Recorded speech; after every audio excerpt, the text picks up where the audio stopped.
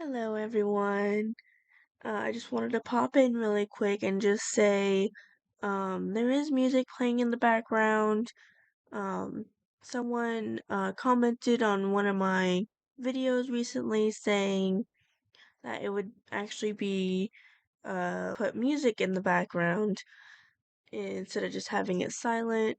So I'm kind of testing that really quick, seeing how that goes. If you guys don't really like it, you can comment down below and I'll post the original video that doesn't have the music in it. How it goes.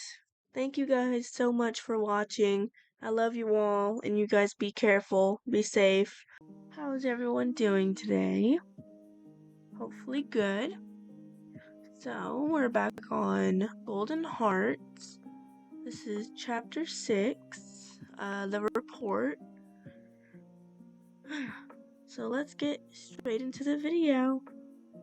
Oh, hopefully the music isn't too loud for y'all. It went through a long process. So let's get started on the book. A blonde male stepped into the pizzeria. He wore a yellow hoodie, black pants, and black Converse. This was not his usual attire. However, he didn't need to draw attention to himself. Going incognito was his specialty. His icy blue orbs scanned the room. Waitresses, goodness, were frantically trying to fill orders. Kids were screaming and running rampant, and tired parents tried desperately to calm their children. The male chuckled to himself before turning his attention to the stage. Freddy, Bonnie, and Chico are playing their usual song, the animatronics moving in sync with their music. His eyes met with the brown bear's, and he held up his hand, a signal to meet him backstage as soon as he was able. The male made his way through the area, stepping over a few children who had decided to wrestle. A small smile graced his features. He and his brother used to be that way. He hoped those two kids would remain close, just like he and his brother. However, he hoped their circumstances would be much better than his. Making his way down the hall, he glanced around before quickly entering the room to go backstage. He waited patiently as the song finished and for the announcement of a break. He could hear the kids crying out in protest, not wanting the music from their favorite characters to end. He he grimaced. He used to be that way too. He was only in his bitter thoughts for a few moments as his brother rounded the corner. Shifting, the brown bear soon turned into a human. Goldie, the brunette greeted. Freddy, the blonde male greeted. I'm assuming you found out what I needed to know, Freddy asked, raising an eyebrow. Goldie's eyes narrowed as he pulled out a letter. It was the one she had so carelessly tossed aside. Not much was really gathered from the note, and Freddy thought the same as his brother. However, it was very easy to connect the dots. Both males were fuming, and two pairs of watchful eyes could tell. Freddy growled. Well, my suspicions are correct. I'm assuming. I hate humans like him. Does this mean you aren't going to kill the night guard? Goldie asked curiously, as he watched his brother sigh. No, we've never had a female night guard before. I don't kill women. Chica could dispose of her, I suppose, but it seems unnecessary. Plus, our charade in finding him has cost his business some money, so I suppose the break is in order? The brunette seemed frustrated in his decision, and Goldie understood. He felt the craving for blood, to slaughter anyone in their way to find him. But if this place was to shut down, there would be no way to get the revenge. Well, then, you don't suppose I could drop in and meet her? Goldie asked for a quiet moment. He was unsure of why, but he had wanted to meet her. This caught Freddy's attention. His brother never really cared for their antics or the night guard. Sure, his brother had killed a few, but he seemed more reserved in his bloodlust. So with Goldie wanting to meet someone, he was intrigued. Do as you wish, brother. I do not care what you do. How are you feeling, by the way? I know using your powers to leave the pizzeria drains you, Freddy said. And Goldie thought for a moment. He actually felt fine. He was unsure if his powers were getting stronger over the years, or if maybe he hadn't hit him yet. For now, I feel okay. Goldie spoke truthfully, and Freddy nodded. Goldie smirked. It was cute when his younger brother worried for him. He knew Freddy always tried to be formal after all. He had to take charge after the incident. What he said goes. Of course, he looked to his older brother for guidance sometimes. Soon, a bell chimed, signaling to the three performers their show was about to begin. Freddy held up the letter in his hands. We will discuss this once more when the pizzeria closes, he said before tucking it in his vest pocket. Then he shifted. The large bear began to walk away, the bunny and chicken following. Goldie chuckled before teleporting away. Chapter 7. The third night. With frantic movements, the hair-colored girl quickly moved to shut off her alarm. She held her breath as she looked over to the other side of the bed. It was empty? She blinked, as she remembered the note from earlier that Marcus had left her. Sitting up, she rubbed her eyes. If it was up to her, she wouldn't even bother heading back to work. But alas, she couldn't call in. Throwing the covers off, she swung her legs over. She sat there for a moment and glanced at the clock. 2 hours until she had to be at work. Standing up, she stretched, and her back popped in various places. She felt so much better after that. Walking downstairs and making her way to the kitchen, she had made some coffee, adding all her favorites to it. She sipped on it happily once done. Since waking up, she had not seen any flashes of gold. Maybe she became convinced that she was just exhausted. Glancing at the clock, she had plenty of time to spare. Heading upstairs, she grabbed a clean uniform, smiling. She decided to take a bath and relax for a little bit. Doing just that, she got out her favorite scent bubble bath and ran the water. Once the bath was full, she stripped down and eased into the tub. Relaxing, she closed her eyes. After a while, she got out and wrapped a towel around herself. The girl slowly put on her uniform and brushed out her hair, skipping the ponytail. She put on her hat and decided to go ahead and head to the pizzeria. Once there, she sat in her car. Would Freddy visit her tonight? Would they try to kill her again? The girl felt uneasy, but she knew she couldn't procrastinate. I know I did not say that right anymore. As she entered the establishment and immediately went to the office. She didn't spare a glance toward Freddy. He's watching me, she thought. And she was right. She tucked a strand of her hair behind her ears as she picked up Carl.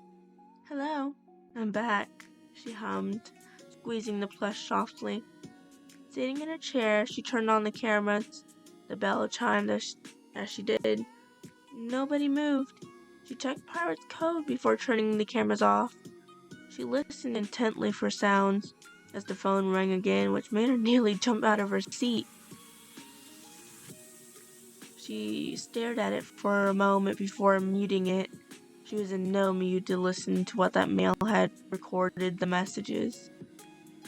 She checked the cameras every 5 minutes. Nobody moved.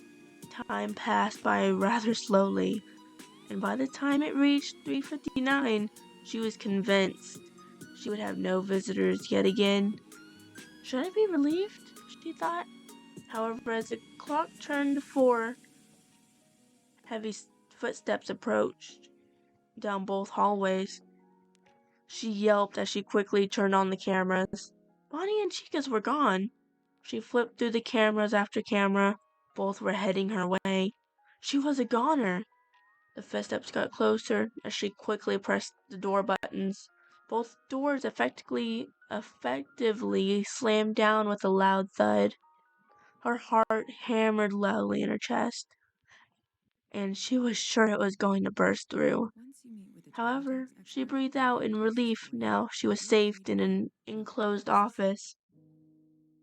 Flipping through the cameras, making sure nothing else was amiss, she saw a flash of gold again. She blinked before turning off the cameras and setting down the tablet. About to get up and check the doors, her eyes looked up to meet a pair of blue ones.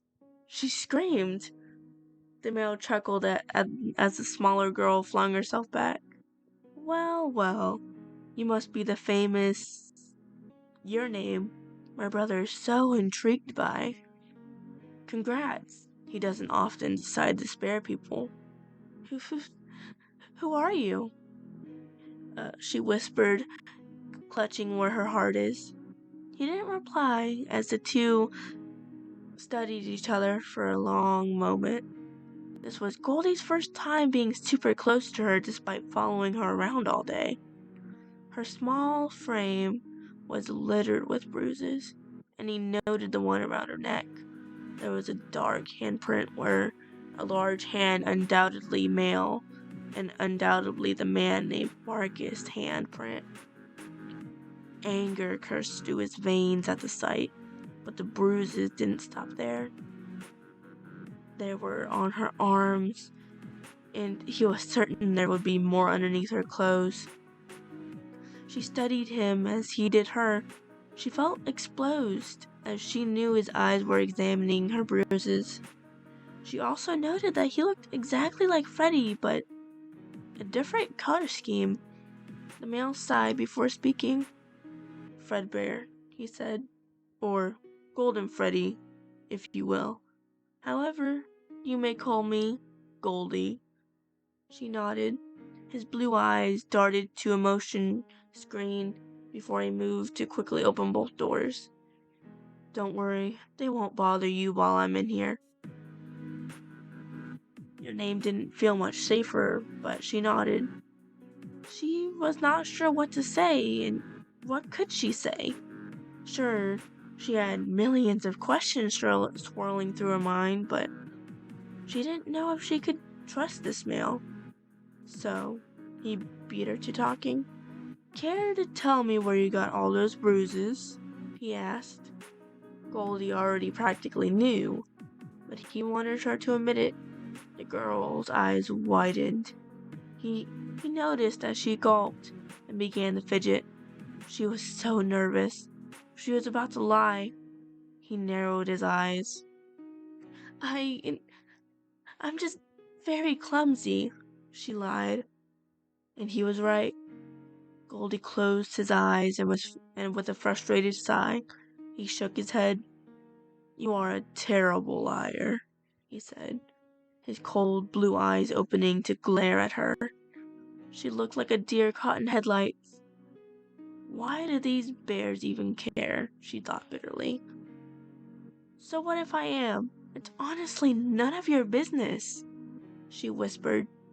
But Goldie clearly heard her. The male scuffed. Sure, she had a point, but for reasons unknown, he needed to know. Something drew him to her. Ever since she stepped foot in the pizzeria, honestly, even before Freddy asked, he had been watching her. At least he had been watching her here. Was it Marcus? Goldie asked. She stiffened, and he could hear her heartbeat. Bingo. Though she didn't say anything, it was all confirmed from the blonde. "Why are you still with him?" The girl seemed to struggle to find her words. And honestly, she was not sure what to say. Yeah, of course she knew she was crazy for staying with him, but love makes you do crazy things. "It is insufferable for a man to treat any woman like that," he spat, pacing around the room. Tears began to well up in her eyes, trembling as she listened to him rant. "Freddy told me to follow you today, and I couldn't believe everything I saw. What a rude, arrogant, selfish prick," he growled. This confirmed her theory that Goldie was the flash of gold. Tears dripped down her cheek as she quickly wiped them away. She felt like a scalded child. Goldie turned to really lecture her, but froze when he got a good look at her. She was crying while looking at the floor. Goldie's breath caught in his throat as he let out a frustrated sigh. As he closed his eyes and pinched the bridge of his nose, she didn't dare look up. Goldie wailed himself to calm down. "I'm sorry. I didn't mean to yell. It's just a tad bit frustrating." He began walking slowly towards her. She watched as his polished black dress shoes came into view. She gulped. Goldie gently used his gloved hands to tilt her chin up. Action caused the girl to stiffen and look at him. He sighed again before bringing another gloved hand to wipe her tears. He let go of her chin and put a hand behind his back before offering her a single beautiful flower. Blush spread through her cheeks, and for a moment, Goldie was hypnotized by the beautiful color. All of his anger melted away in that moment. Clearing his throat after, she took the flower as he stepped back. "Miss your name? I think you and I are going to be very good friends." She wasn't sure if it was his gentle touch or the fact he handed her favorite flower to her, but she felt that too. Slowly nodding, she replied, "It would be nice to have a friend," she whispered softly. "Then consider it done," Goldie said, stepping forward and taking her hand. He brought it to his lips and kissed it gently. It reminded her of the many romantic movies and novels she had read, and her heart sped up. Goldie opened his eyes and gazed up at her. Then just like that, he was gone. The 6 a.m. bell startled her out of her trance. Did that really just happen? The flower in her hand confirmed it. Was in fact not a dream. She smiled. She had a friend. Speaking of friends, her gaze landed on Carl. Quickly gathering her things, she grabbed the cupcake and decided to take him with her for at least a day. Holding Carl and the flower close, she walked down the hallway. Just as she was about to walk out the door, she turned. Her gaze landed on the animatronics. Feeling in a wonderful mood, she flashed them a bright smile. Freddy blinked in surprise as she waved. Chuckling softly, he and the other two shifted. They waved back, now in their human forms. Her eyes widened in surprise and her mouth opened slightly. She sent them one more shy smile before turning and leaving. "So, we can finally talk to her, right?" Chica said, and Freddy turned to her. The small blonde gave the brunette a pouty face. "Yeah, can we?" Bonnie asked. As Freddy turned to him, the brunette snorted, seeing Bonnie give him the same face as Chica. Yeah, Freddy sighed, shaking his head at the two. His thoughts wandered to the flower the girl was holding. It seemed his dearest older brother had finally found someone. Freddy wondered how this would turn out. He would definitely have to question Goldie. Enjoyed Thank you guys for listening in. I do hope you guys have an amazing night or day or whatever time it is over there. And please be careful out there. Be safe. Please don't get in harm's way. Have an amazing night, day, whatever. Love y'all. Bye.